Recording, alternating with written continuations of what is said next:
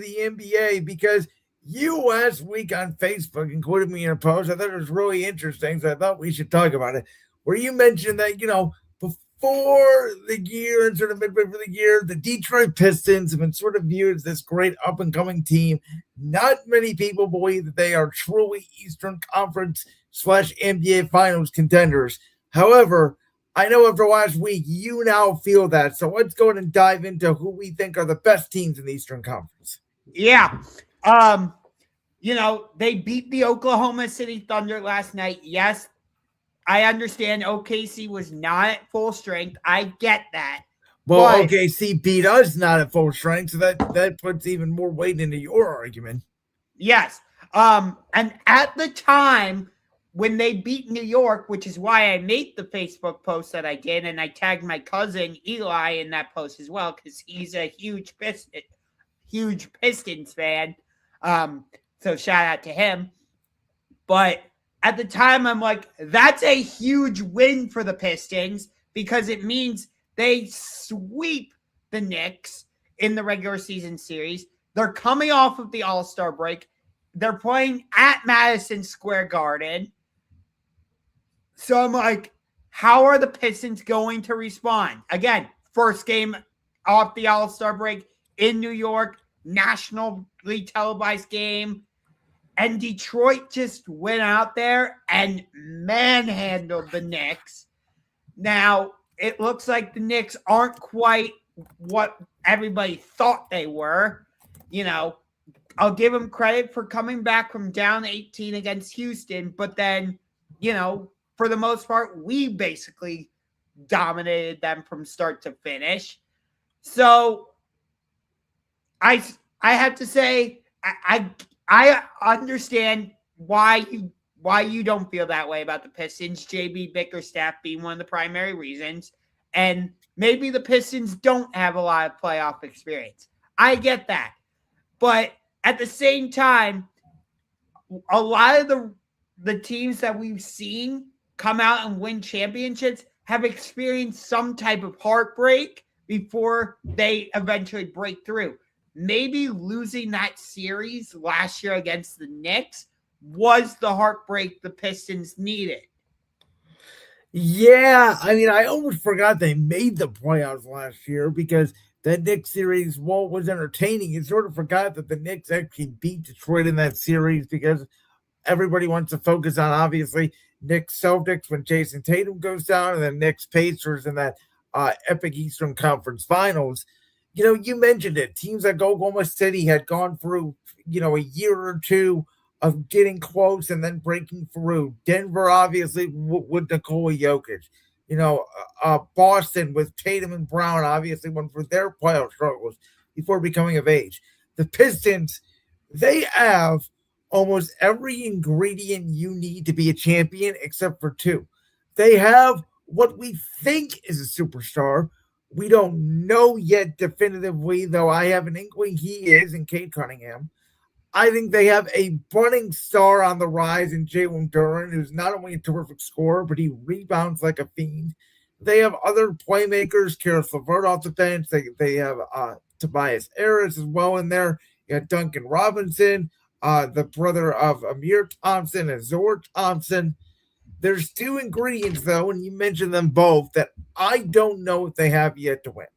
The first one is, have they had enough playoff experience where they were true favorites? Because last year it was like, yeah, they made the playoffs, but nobody expected them to beat the Knicks. Are they going to be good enough to sort of go from the 6th seed to the 1 seed? Is that enough? And the second thing is, you mentioned it, their head coach, JB Bickerstaff, has never coached as a head coach in a conference final because he always gets out coached, mostly in the first round. And with the Cavs, he found a way to beat Orlando. But then in the second round, he's been mostly worked throughout his coaching tenure, even before Cleveland, in other places as well. So that's my concern is, the Cavs have been through more wars. The Knicks have been through wars. The Celtics are champions. They're battle tested.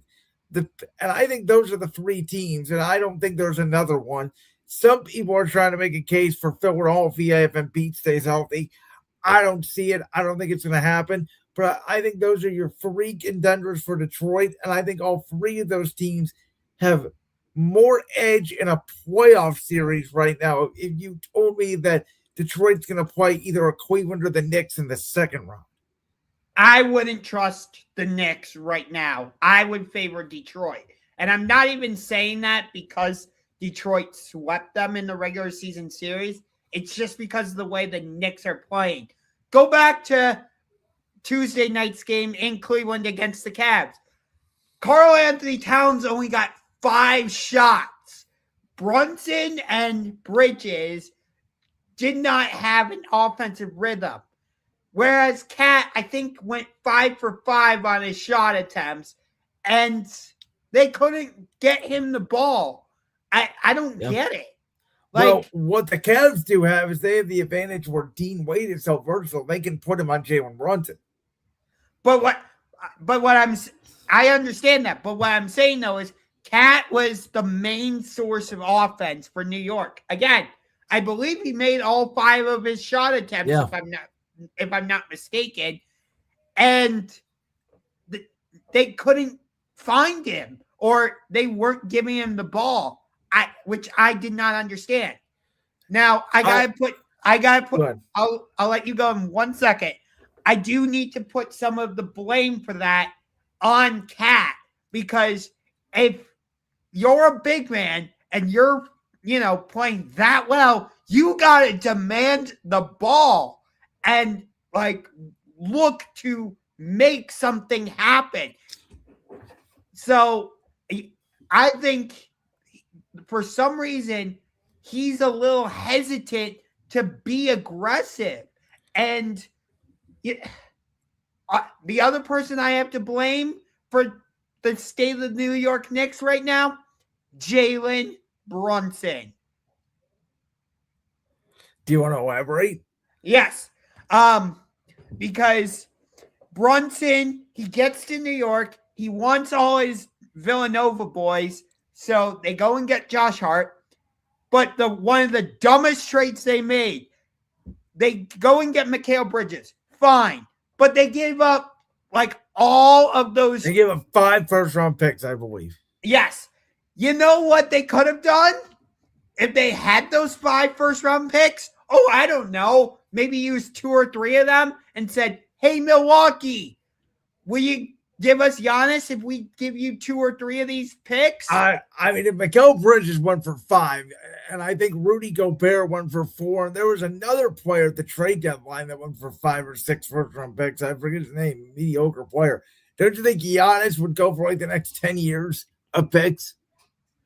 Who knows? But do you get what I'm saying now overall? Yeah, but I mean, they used the picks to get Cat, didn't they? And then they went out and got Bridges with the other picks. So I don't know if they would have had enough to get Giannis. Mikal Bridges has struggled this year in New York. He's not been the same player that he was a year ago, because he was very good for them a year ago. He's the reason why they took the Pacers, in that competitive series there in the ECF. I think a little bit the Knicks are sort of doing what the Cavs have done, which is we're going to turn it on, because entering Tuesday night, the Knicks were second in the NBA in defense since the trade deadline. They've been coasting a little bit in the regular season. I think they're still trying to figure things out. But I don't think they're worried as much about, do we get the 3 or do we get the 4 seed? I think they just want to rest up and get ready for the playoffs. And I think it's all about rebounding and toughness. They do have Cat. They do have Mitchell Robinson, who I think is going to play more and be healthy and be huge in the rebounding department. I do think watching that game Tuesday night, the Knicks are, outside of those 2 centers I just mentioned, pretty small. I think Detroit could get a good rebounding advantage on them, which is why I think Boston, by the way, acquiring Nikola Vucevic, even though he has not played that well since going over from Boston, maybe big come playoff time. But all of these teams in the East, to me, look flawed. They don't look like championship-winning teams. They look like they're good teams that can be great on certain nights, but they're not consistently great. I would say, if I had to pick which conference the 2026 NBA champion is coming from, My bet would be on the Western Conference. Whether it's My bet would be on the West easily. I think the 5 best teams are out West. Yeah. I think you have Denver, San Antonio, Oklahoma City. I think Minnesota should be up there. And I think 5 is an interesting conversation. Houston, I would say Houston, though I don't know now with the Kevin Durant situation and the burner account if that's going to burn bridges there. So maybe you do elevate a Boston into that 5th spot out east. But Boston, I'm going to be honest with you, this is just no shot at Jason Tatum, but they're playing so well right now without Jason Tatum. If he does come back, is that going to disrupt their flow? I'm wondering that same thing, and it feels like him or the Celtics might be rushing this because, all reports I've read are that he's already playing 5-on-5. And it's like, well, here's the interesting thing. Is he rushing it because he doesn't want Boston to win the title without him? Because we talked about this, over the summer is I think I'm not going to say heated, but one of our biggest points of contention has been the value of Jason Tatum. And I said, this injury is going to tell us what the value of Jason Tatum means to the Celtics. And I think Tatum knows it too, that if they win the championship without him and Jaylen Brown is playing the way he does at an MVP level, it's going to significantly discount what the national media views of Tatum going forward. So I do think he selfishly wants to get himself back. And in his head, he's thinking, please struggle without me. Yeah. I have to say this. I think if I had a vote for league MVP right now, it would go to number 7 in green. Yeah, Jaylen Brown. It's hard. I've heard people today make the argument for Cade Cunningham, which I think you can certainly make that argument. I think it's been one of the most contentious, not obvious, maybe difficult NBA MVP votes, but we'll get to that sort of more as the season comes down. I look at the East right now. If I had to rank the top 4 teams between the Knicks, the Celtics, the Cavs, and the Pistons, I would rank them as follows. Number 4, I would actually have the New York Knicks because I agree with you. I don't trust them right now. They're playing weird offensively. It feels like they have not made an upgrade, but we'll see. Maybe Mike Brown's a better head coach in the postseason than Tom Thibodeau was. At number 3, I would actually have the Detroit Pistons because I think they're going to face the Cavs or the Knicks in the second round, and I don't think they match up great against either of those 2 teams for reasons I mentioned before. Number 2, I would actually put the Celtics. And this is not a homer thing in me. From what I've watched, from what the Cavs have done when they've gotten James Harden, and I know he hurt his thumb last night, and Evan Mobley's been out because he's not playing back-to-backs, and they barely lost to Milwaukee last night. I get it. But since the James Harden acquisition, when everybody's been healthy, the Cavs have been dominating people mostly from start to finish. They are shooting well from 3. Jared Allen looks like a completely different player. Their defense looks like a completely different player. And the additions of Dennis Schroeder, Keon Ellis, and really Tyson coming off the bench instead of starting, where now Dean Wade has been in that starting lineup, has elevated the bench so much to the point where the Cavs bench used to be a weakness, is now a strength. And now you don't need Donovan Mitchell to score you 30, 35 points a night. Yeah. I have it slightly different. I do agree with you about New York at number 4. Right now, I would have the Cavs at number 3.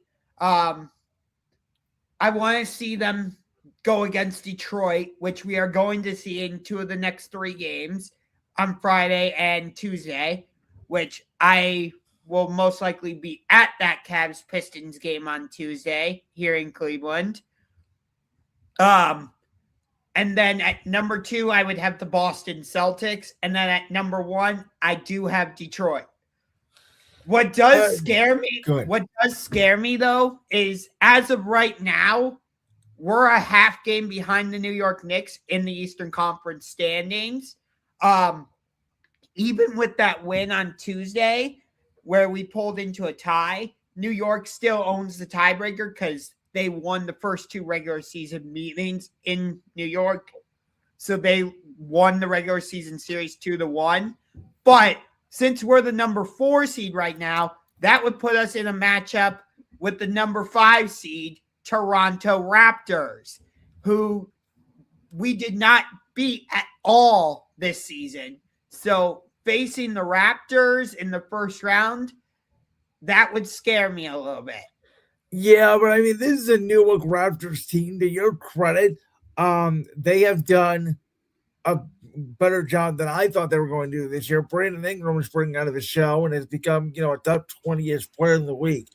I just think, again, the East is very clearly the 4 best teams. The bottom 4 are not going to make it out of the first round, in my opinion. So I'm more looking at the second round. Who would I rather play, Detroit or Boston? I would rather play Detroit. And for that reason, I'd rather stay the 4 than move up to the 3. And I'd rather let the Knicks play the Celtics. And I think that's a very physical series.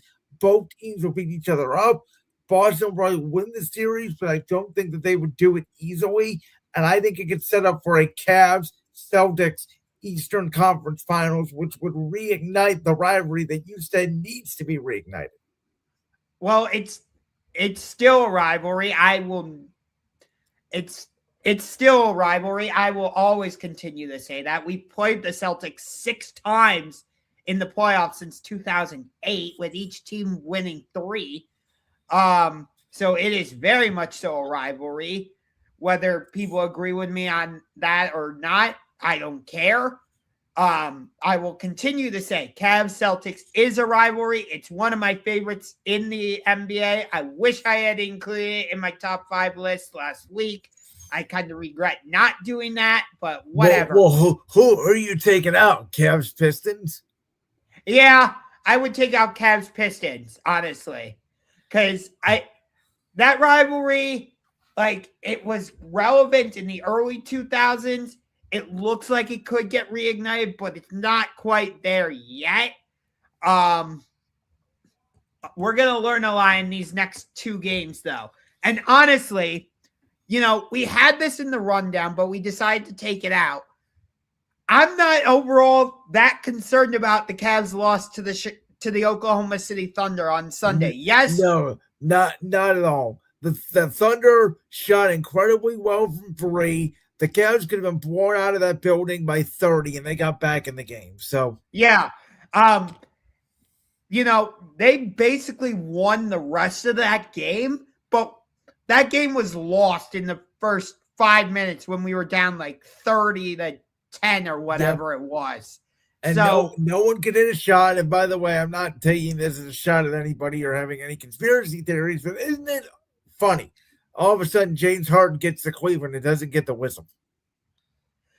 I know.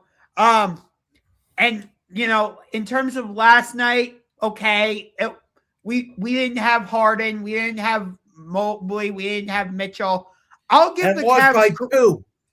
Yeah, literally by a fingertip, because if there were a little more time on the clock, that game would have gone to overtime.